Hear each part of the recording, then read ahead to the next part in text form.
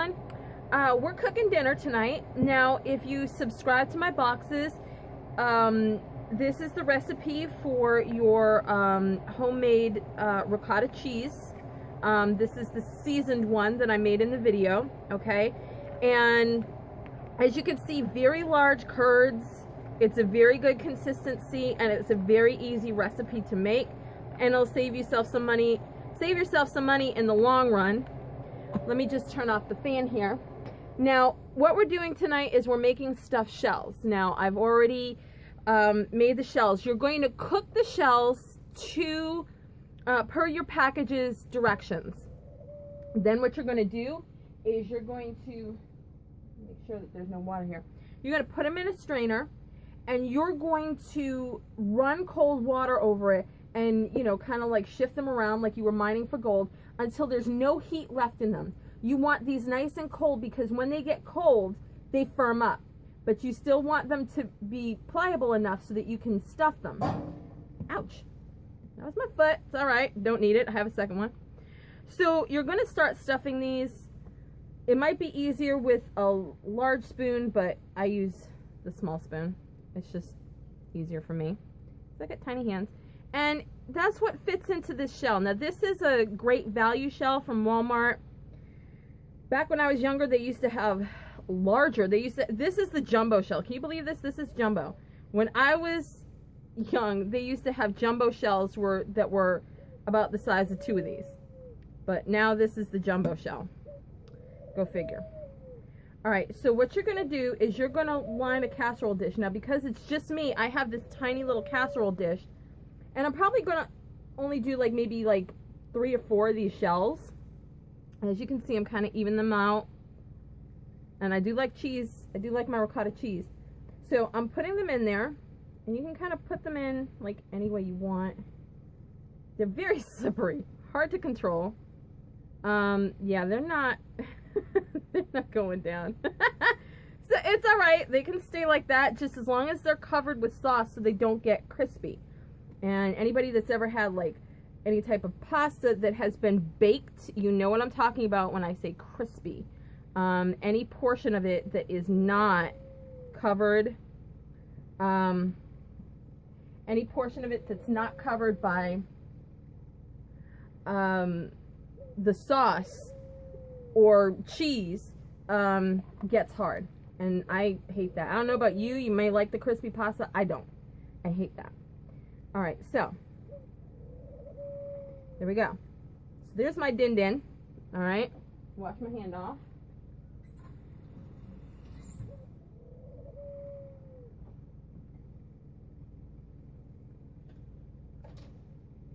All right, so now this is one of my favorite types of sauces to use. I like this one. I used to get Newman's, but now my Walmart doesn't carry the Newman's. Open on your own. There we go. Wants to cause me some difficulties. So now again, this is to preference on what you prefer. Now normally, if I'm serving a pasta dish that is not being baked, I would simmer this. And the reason why people simmer their sauces is to thicken it up. You can see this, it's very, very runny. And it's really not a great pasta sauce as it stands now. It won't cling to your pasta. So that's why people simmer their sauce to get down some of this liquid. But because you're baking it, you do not have to worry about that problem. It will thicken up while it's baking, so don't worry about it. Now I am huge on sauce, so I like a lot of sauce. I put some on the bottom. I'm making sure every part of the shell is being covered. You can't have pasta, get out of here. All right, so now that's covered.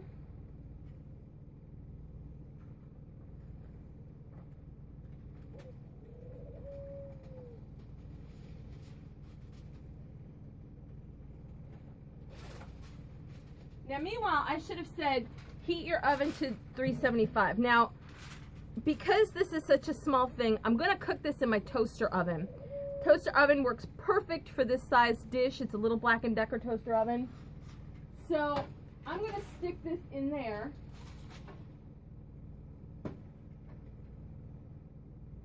Make sure I preheat that. So I'm going to stick this in the toaster oven. Now this is where you would put your cheese, your shredded cheese, if you wanted cheese on top. I am not big on cheese. There's very few things that I will actually have cheese on. So I'm leaving it like this, but this is where you could add any vegetables that you want in there. Like this is sausage and peppers with onions, but if you wanted mushrooms, throw some fresh mushrooms in there, and then cover it with the cheese. That's, you know, your preference on how you're making your dinner.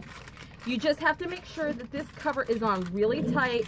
Go around it, turn it while you're going around it, press, press, press, press. You don't want anything escaping. You want it to cook perfectly because you're not only cooking it, but you're steaming it, okay? So you're gonna put this in your oven, 375 for 45 minutes. Now, if you are making a bigger pan than this, if you are cooking up all of these shells, you're gonna do 375 for an hour. If it's with all of these shells, it would be 1 hour and 15 minutes, and then check on it. You may have to do 1 hour and a half, but if you're doing all of those, I would recommend, yes, definitely do at least 1 hour, hour 15, possibly 1 hour and a half. But because this is very small and it's going in a confined space of a toaster oven, it's going to cook a little bit more quickly than it would in a huge oven, like a standard size oven. So this is going to be in my oven for 45 minutes. Now,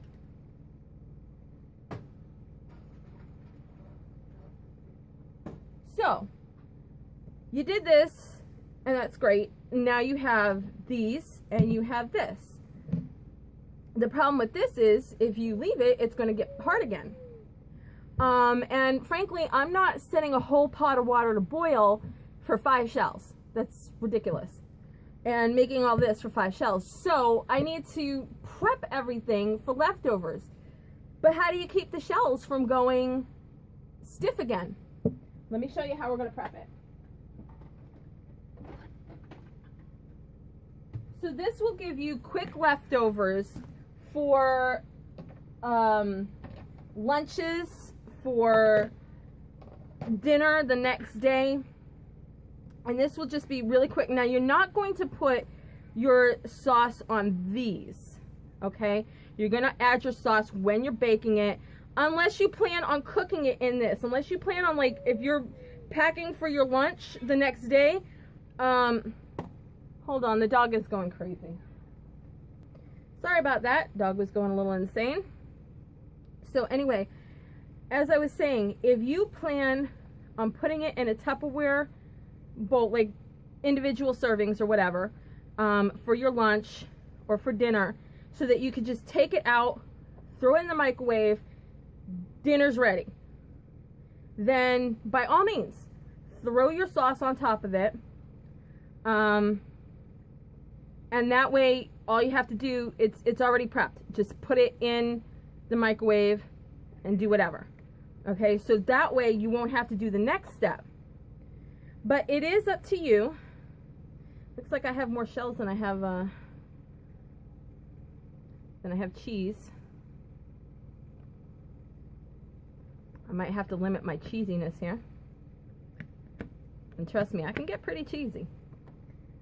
All right. So again, if you're making this, come on.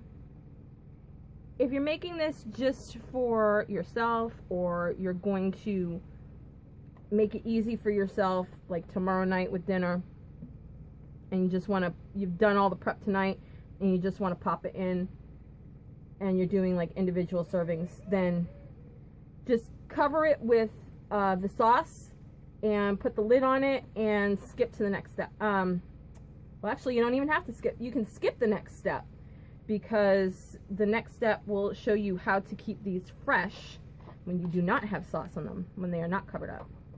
So you could cut out now, and you don't have to watch the rest of it. But I'm going to show you how to preserve these so that they stay fresh. and they won't get crispy.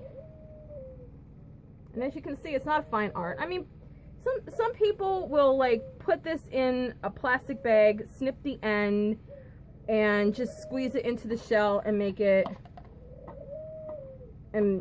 easier on themselves. I'm of the school of, hey, let's do it the hard way. Yeah. You see how that's working out for me, right? All right, so I have enough for like one more shell, and I have more than one shell, but the other ones are broken, so I don't feel like it's a terrible loss.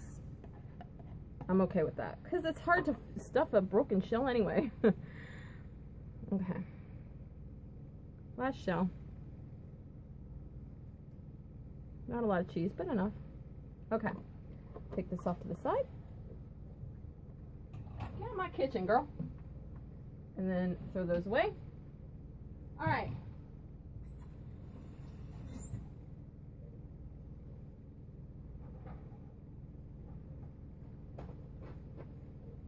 So how are we going to keep these fresh?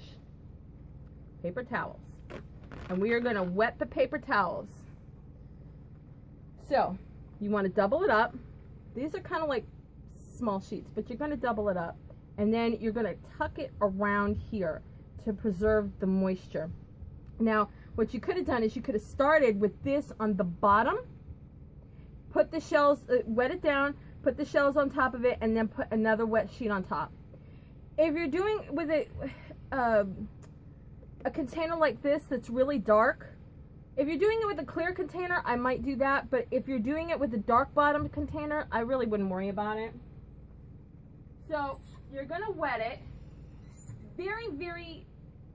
just wet it a little bit, and then you're gonna squeeze, you're gonna squeeze almost all the moisture out of it.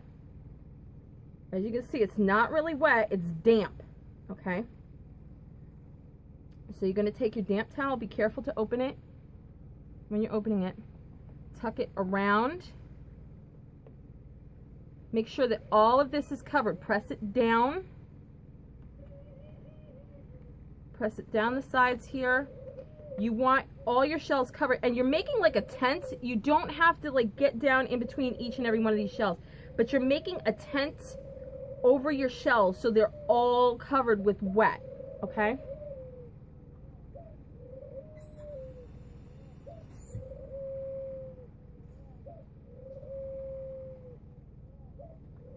Okay. And then this is the second one. And this is really all you need if this is all you have for shells. But you want to make sure it's doubled up and it's not dripping wet. You do not want dripping wet. You want damp, okay? This is damp. My hands are dripping wet, but this isn't. So then you're going to take this, tuck it in down the sides. Make sure you get all of it.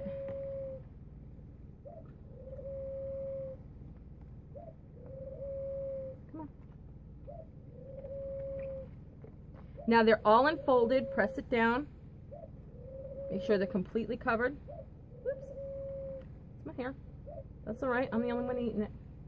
And then cover it.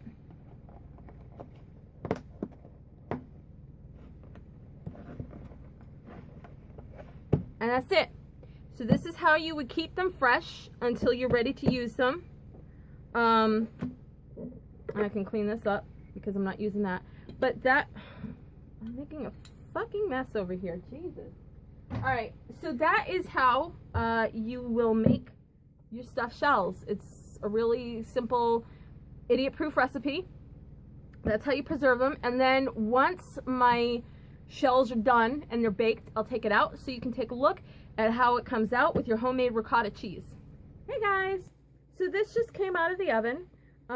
Still piping hot. You might be able to see some steam on it. I did cut this open and I would like to show you. The cheese looks exactly like the same type of cheese that you would buy in the store. That's the homemade cheese. So if you are part of my subscribers to the Witch Box, you are getting the recipe on how to make that homemade cheese, and because you seasoned it yourself, it's going to taste better than store-bought. If you're interested in the recipe and also how to cold brew coffee, I have some New Orleans coffee in the boxes. That's another video that's included in the November subscription boxes. So if you would like to sign up for the boxes, go ahead and do that now. They will be shipping out in the next few days, by Thursday at the latest. And that is it for me here. So thank you guys for tuning in to watch this, and I'll see you in the next video. Bye. Flip, flip, flip,